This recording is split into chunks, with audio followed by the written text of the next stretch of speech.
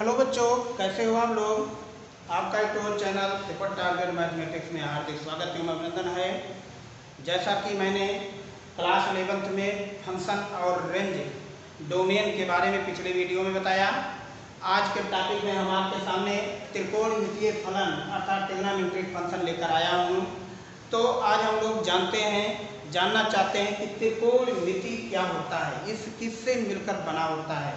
तो ध्यान से देखिए, ट्रिग्नोमेट्री माने क्या होता है, ट्रायंगल, और मेट्रिक माते होता है मेजर, माने ट्रायंगल के साइड को मेजर करने की प्रक्रिया को क्या कहते हैं, ट्रिग्नोमेट्री कहते हैं। तो बच्चों मेरे, अभी इसमें हम लोग एक समबाहु त्रिभुज लेते हैं। क्या लेते हैं, एक समकोण त्रिभुज लेते हैं। समबाहु में समकोण त्रिभुज ABC, triangle ABC is a right angle triangle। तो whose angle B is equal to 90 degree, angle B is equal to 90 degree.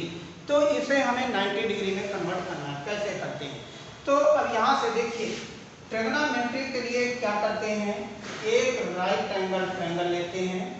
ये चैप्टर बच्चों मेरे आपके सामने चैप्टर 3 चल रहा है। हमने आपके सामने सेट थ्योरी फर्स्ट, दूसरा रिलेशन फंक्शन, तीसरा आपके सामने ट्रिग्नोमेट्रिक फंक्शन लेकर आया हूँ। अब इसके बारे में आराम से देखिए। तो क्या लिखते हैं, यहाँ थीटा लिखते हैं ABC, तो ये 90 डिग्री होता है। इसके सामने वाली भुजा को क्या कहते हैं, कर्ण कहते हैं, और 90 के थीटा सामने वाली भुजा को लंब कहते हैं। जैसा आप पिछले क्लास में देख चुके हैं, क्लास 10th में 9 आप लोग को पता हो गया है कि ट्रिग्नोमेट्री कितने प्रकार के होते हैं। और ये आपके सामने आधार होता है। क्या होता है, आधार होता है। तो इस लंब को इंग्लिश में परपेंडिकुलर कहते हैं, कलर को इंग्लिश में हाइपोटेनियस कहते हैं, आधार को बेस कहते हैं। तो बच्चों मेरे, अब यहाँ से ट्रिग्नोमेट्री आपके सामने कुल कितने होते हैं, 6 होते हैं। इसके कुल रेशियो मतलब इसे अनुपात कहते हैं। जैसे मान लीजिए 2:3, तो इसे हम लोग 2:3, इसकी कुछ वैल्यू होगी, तो इसकी जो वैल्यू होगा उसके बराबर। जैसे मान लीजिए 4:2, तो 4/2 अनुपात। अब इसमें की वैल्यू कितना होगा, 2, माने इसका रिजल्ट कितना हो गया, 2 हो गया। तो इसी तरीके से आज हम लोग जितने त्रिकोणमितीय अनुपात है उसके बारे में अध्ययन करेंगे। तो देखिए बच्चों, ये आपके सामने कुल टॉपिक होते हैं 6। क्या होते हैं, पहला नंबर साइन थीटा, दूसरा कॉस थीटा, तीसरा टैन थीटा। ध्यान से देखिएगा। अब इसी में आपके सामने इधर देखिए cosec theta, sec theta, cot theta. ये देखिए, ये 6 रेशियो आपके सामने होते हैं। तो अब इन 6 का हमें वैल्यू निकालना है। कैसे निकालते हैं, ये हम राइट एंगल ट्रायंगल में जाते हैं। तो अब यही से बच्चों मेरे राइट एंगल ट्रायंगल हम लोग बना देते हैं। ABC, ये थीटा, ये 90। तो यहां से देखिए, एक आपके सामने हम ट्रिक देना चाहते हैं, और ट्रिक आपके सामने है। जरा देखिए, इसे कभी नहीं भूलोगे, ध्यान से देखिएगा बच्चों। तो ये ट्रिक का नाम है लाल, LAL, लाल बटे कक्का, KKA, लाल बटे कक्का। माने लंब बटे आधार, लंब बटे कलर, आधार बटे कलर, लंब बटे आधार। तो इसका नाम होता है साइन थीटा, कॉस थीटा, और ये होता है टैन थीटा। देखिए ये सब क्या है, एक अनुपात है। तो यहाँ से बच्चों मेरे आपके सामने इधर से नीचे आपके सामने, यह मान लीजिए हम इधर से चलते हैं कोसेक थीटा। जैसा पिछले वीडियो में आप लोग देख चुके हैं, हमारे पिछले क्लास में सेक थीटा, और ये वैल्यू आपके सामने हो जाएगा कॉट थीटा। तो अब अर्थात हम यहाँ से यदि साइन थीटा लिखते हैं, तो बताओ क्या लिखते हैं, लंब बटे कर्ण। लंब बटे माने थीटा के सामने वाले साइड को लंब कहते हैं, और 90 के सामने वाले साइड को कर्ण कहते हैं। ये लंब हुआ तो ये कर्ण हुआ। ध्यान से, ये आधार हुआ। तो देखना, ध्यान में रखिएगा, थीटा के अनुसार लंब और आधार बदलते रहते हैं। यह थीटा यहाँ हो जाएगा तो लंब ये हो जाएगा, आधार ये हो जाएगा। तो अब साइन थीटा का को हम लोग डिफाइन कैसे करते हैं? कहते हैं लंब और कर्ण के अनुपात को साइन थीटा कहते हैं, साइन थीटा कहते हैं। और ये थीटा जो है बच्चों मेरे, ये आपके सामने एंगल है, और साइन क्या है? फलन है। और ये कैसा फलन है? ट्रिग्नोमेट्रिक फंक्शन है। कैसा फंक्शन है? ट्रिग्नोमेट्रिक फंक्शन है। तो अब दूसरी बात आपके सामने यहाँ से कास थीटा। कास थीटा की वैल्यू होता है आधार बटे कर्ण। आधार आपके सामने, इसको हम लोग डिफाइन करते हैं आधार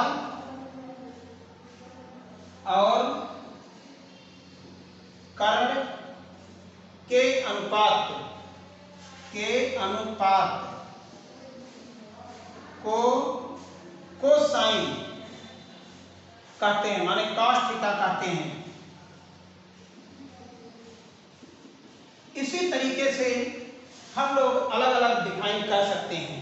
क्या डिफाइन हो जाएगा? tan थीटा का लंब बटे आधार हो जाएगा, और कोसेक थीटा का कर्ण बटे लंब हो जाएगा।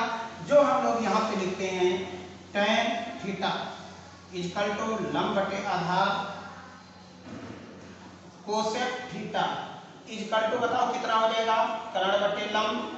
तीसरी बात आपके सामने सेक थीटा इक्वल टू कर्ण बटे आधार, और चौथी बात आपके सामने काट थीटा इक्वल टू आधार बटे लंब।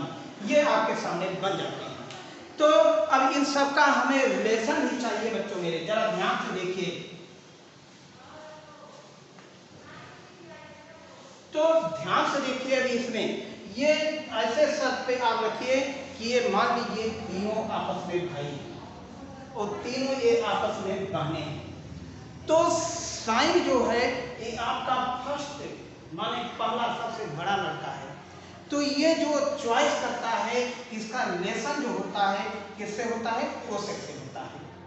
दूसरी नंबर बात कास कहता है कि मैं अपना इससे रिलेशन लूंगा, जो मेरे पहला अक्षर है वो वर्ड के लास्ट वाला अक्षर होना चाहिए। और ये साइन कहता है कि मुझे सबसे बड़ा नंबर चाहिए। और tan आपके सामने इससे काट के माना जाता है। tan कहता है ये मेरा पहला अक्षर T है तो लास्ट अक्षर T पे जाना चाहिए। तो इसी तरीके बच्चों मेरे sign theta into cosec theta. अब देखिए साइन थीटा की वैल्यू क्या होती है? लंब बटे कर्ण, और कोसेक थीटा की वैल्यू कर्ण बटे लंब होता है। और ये कट करके बताओ कितना हो जाते हैं? 1 हो जाते हैं। इसी तरीके से आपके सामने sine theta into cosec theta equal to 1। अब यहाँ से बच्चों मेरे दो रिजल्ट आपके सामने आया। पहला रिजल्ट आपके सामने आया कि क्या आया? पहला result cosec theta equal to 1 upon sine theta. और यहाँ से दूसरा रिजल्ट आपके सामने sine theta equal to 1 upon cosec theta. ये आपके सामने रिजल्ट आ गया। ठीक, तो अब नेक्स्ट आपके सामने इसी टॉपिक पे इससे दो रिजल्ट मैंने बना दिया। और यहीं से आपके सामने कास और सेक में देखिए, cos theta into sec theta equal to 1। ये भी आप लोग क्लास 11 मतलब 10th में पढ़ चुके हैं। जब ध्यान से देखिए यहाँ से, तो therefore sec theta equal to 1 upon cos theta, और cos theta equal to 1 upon sec theta. ये आपके सामने हमने इस डेफिनेशन से प्रोवाइड करा दिया। तो ये 1 क्यों हुआ? क्योंकि इसकी कास की वैल्यू आधार बटे कर्ण होगा और इसकी वैल्यू कर्ण बटे आधार होगा, एक दूसरे के रेसिप्रोकल हो जाते हैं। तो अब ये कट करके बच्चों कितना हो जाता है? वैल्यू 1 हो जाता है। अब यहीं से नेक्स्ट हम क्वेश्चन पे आपके सामने आते हैं। देखिए तीसरी बात आपके सामने tan थीटा इंटू काट थीटा। इसका क्या लिखते हैं? लंब बटे आधार, और इसको लिखते हैं आधार बटे लंब। और ये कट करके बेटा मेरे 1 हो जाता है। तो यहीं से tan theta equal to 1 theta और cot theta equal to 1 upon tan theta, और tan थीटा का एक फार्मूला और होता है sin theta upon cos theta. ये सब आपके सामने यूज होंगे। और नेक्स्ट आपके सामने यहाँ से cos theta upon sin theta, ये आपके tan और काट के रिलेशन हमने दिया। तो अब यही से अब ट्रिग्नोमेट्री फलन के मतलब अब यहाँ से हमें पहला नंबर कुछ आइडेंटिटी माने इस फलन के बारे में, कुछ ग्राफ के बारे में आपको बताते हैं। तो ग्राफ के बारे में बताने से पहले हम आपको सामने इस पे टेबल पे चले जाते हैं, जरा ध्यान से देखिए। जैसा कि आपके सामने आइडेंटिटी हम लोग क्लास 11 माने 10th में भी पढ़े, पिछला video sign square theta plus cos square theta, इसकी वैल्यू कितनी होती है 1 होती है। इसके आपके सामने दो result, sine square theta equal to 1 minus cos square theta, यहाँ से cos square theta equal to 1 minus sine square theta. देखिए तीसरी आपके साथ दूसरी आपके सामने आइडेंटिटी जो निकल के आ रही है, sec square theta minus tan square theta equal to 1। अब यहाँ इससे बच्चों मेरे आपके सामने sec square theta equal to 1 plus tan square theta, और यहीं से tan square theta equal to sec square theta minus 1। ये हमें फार्मूला याद रखना होगा। सेक स्क्वायर थीटा का formula 1 plus tan square theta, tan square theta formula sec square theta minus 1। अब यहां से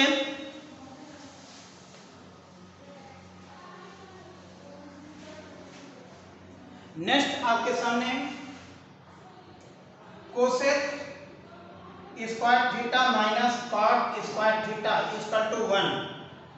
अब यहीं से आपके सामने ध्यान से देखिए, cosec square theta equal to कितना हो जाएगा 1 प्लस कॉट स्क्वायर थीटा, और यहां से cot square theta equal to cosec square theta minus 1। ये तीन आइडेंटिटी हम लोग क्लास 10th में पढ़ चुके हैं। अब यहां से हम लोग कुछ आपके सामने इसके बेस पे कुछ टेबल बता देते हैं जो हम लोग क्लास 11th में पढ़े और यहां से मैंने पढ़ रहे हैं, और इसके बाद हम 11th के सिलेबस पे पहुंचता हूं। उस 11th के सिलेबस में आपको एंगल के बारे में, कैसे हम लोग डिग्री को रेडियन में बदलेंगे, कैसे रेडियन को डिग्री में बदलेंगे, इसका निर्धारण मैं नेक्स्ट वीडियो में करूंगा। लेकिन आज के वीडियो में आपके सामने डिग्री और ये त्रिकोणमितीय फलन के ग्राफ के बारे में आज हम चर्चा करेंगे। तो अब यहाँ से देखिए आपके सामने बच्चों मेरे 0 degree, 30 degree, 45 degree, 60 degree, 90 degree, ये सब की जरूरत आपके सामने है।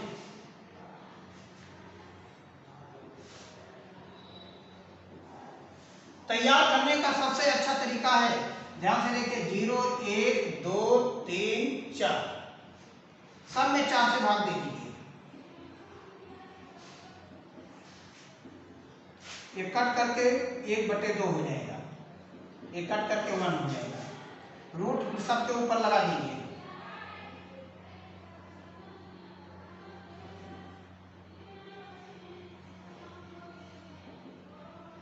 कितना हो जाएगा ये?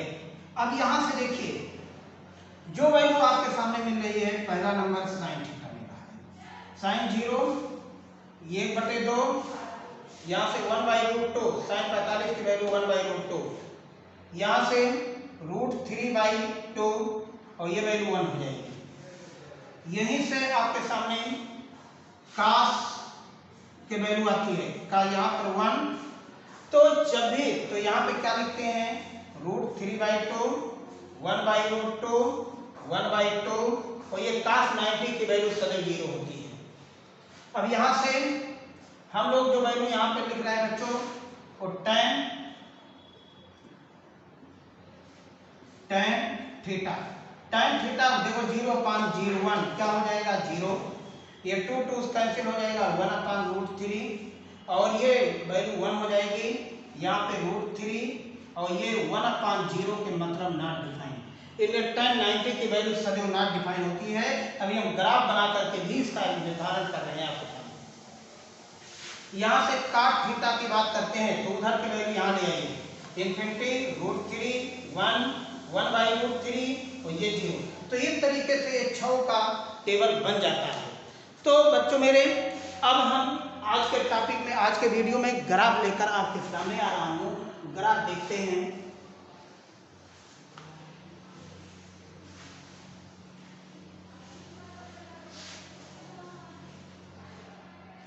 देखिए पहला है आपके सामने y = f of x = sin x। आज हम लोग इसका ग्राफ बनाएंगे। ग्राफ को तो ध्यान से देखिए, साइन यस, तो पहला नंबर यहां से टेबल बना देते हैं, y = sin यस। यहां यस की वैल्यू ऑब्जर्व करते हैं 0। तो बताओ साइन 0 की वैल्यू कितनी होती है? 0।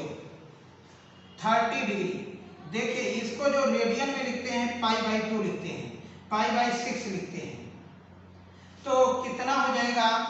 y = sin 30। sin 30 की वैल्यू जो होती है 1/2, जिसका नाम 0.5 है। तीसरी बात आपके सामने 45, तो sin 45 1/2, जिसका वैल्यू 0.6 है। और यहाँ पे 60 यदि रखते हैं f की वैल्यू, तो y = sin 60 की वैल्यू √3/2, और ये वैल्यू आपके सामने 0.8 पॉइंट कुछ आएगा। और ये 90 पे जाते हैं तो sin 90 की वैल्यू आपके सामने 1 हो जाती है। तो अब यहाँ से हम लोग इस टॉपिक पे ग्राफ देखते हैं। ग्राफ को कार्टेशियन सिस्टम में बदल देते हैं। जरा ध्यान से देखिए, अब यहाँ से y o y dash yes dash o yes,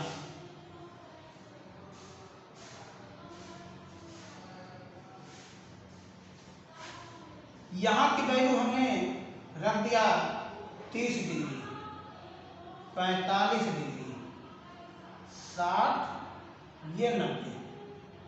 okay, अब इतने ही डिस्टेंस पे यहाँ पे क्या रखते हैं? 180। इतने ही डिस्टेंस पे यहाँ पे क्या रखते हैं? 270। 9 पे कहाँ पढ़ते जाइए। इतने ही डिस्टेंस पे यहाँ पे रखते हैं 360।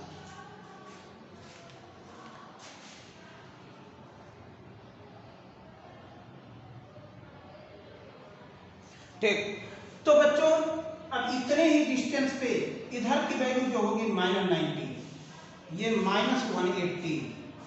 या ध्यान से देखिए, यस डैश, और साइन की जो वैल्यू होती है -1 से +1 के बीच में होती है। तो इस समय ये साइन यस,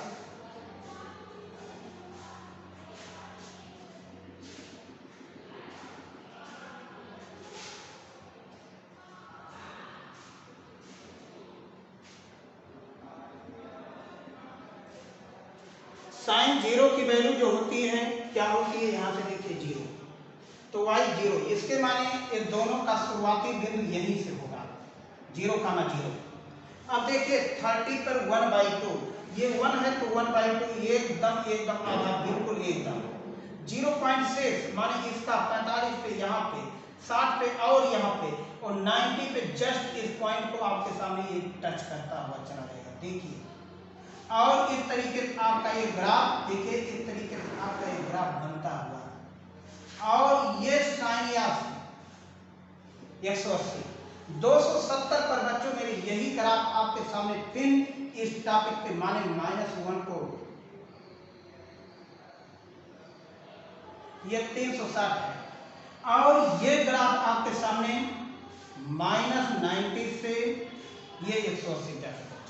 तो इसी तरीके से ग्राफ आपके सामने जाता रहेगा। ठीक, इधर भी ग्राफ आपके सामने ये कहां तक जाता रहेगा? -∞ से +∞ तक के तरफ बढ़ता रहेगा। तो अब इसमें जो बात आती है डोमेन और रेंज के लिए, पहला नंबर बच्चों मेरे, ये कैसा फंक्शन है? ये आपके सामने पीरियाडिक फंक्शन है, जो 2 पाई पर ये क्या कर रहा है, पीरियड हो रहा है, माने अपने को रिपीटेड कर रहा है। यहाँ पर पाई है और यहाँ पर 2 पाई है। ये अंतराल यहाँ से जा करके एक आवर्तकाल के इस पे कंप्लीट करता है। इसलिए अब इसका यदि हम लोग डोमेन देखिए, डोमेन यदि ध्यान से देखते हैं तो डोमेन आप लोग जानते ही हो, एक्स अक्ष के अवयव को डोमेन कहते हैं। तो एक्स अक्ष पे ग्राफ प्लस इंफिनिटी से माइनस इंफिनिटी तक फैला हुआ है, इसलिए इसका डोमेन हो जाएगा माइनस इंफिनिटी से प्लस इंफिनिटी, अर्थात रियल नंबर। रियल नंबर को हिंदी में वास्तविक संख्या कहते हैं, लेकिन बात रेंज पे होती है। देखिए ग्राफ के -1 से +1 के बीच में ये है, तो इसलिए इसका जो रेंज होता है, नंबर 2 रेंज। देखिए आपके सामने क्वेश्चन में यही पूछा जाएगा कि define sine x, sine x को परिभाषित कीजिए। तो साइन एक्स पे केवल आपको ग्राफ बनाना होगा, उसका डोमेन और रेंज लिखना होगा। तो रेंज कितना होगा बच्चों मेरे, रेंज जो आपके सामने होगा -1 से +1। रेंज को मैंने आपको बताया किसी भी y अक्ष के एलिमेंट, तो y अक्ष के एलिमेंट माने ग्राफ यहाँ से यहाँ तक गया, माने -1 से +1 के बीच में ही ग्राफ आपके सामने है। तो साइन एक्स का जो आपके सामने रेंज आया -1 से +1 के बीच में आया। दूसरी बात ये आपके सामने हुआ कैसा, ये पीरियाडिक फंक्शन है, माने पीरियड 2 पाई।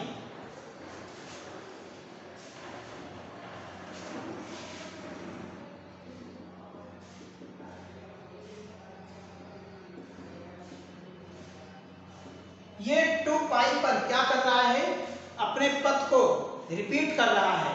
नंबर 2, ये इस फंक्शन को हम लोग बच्चों मेरे एक और फंक्शन के नाम से जानते हैं, आड फंक्शन।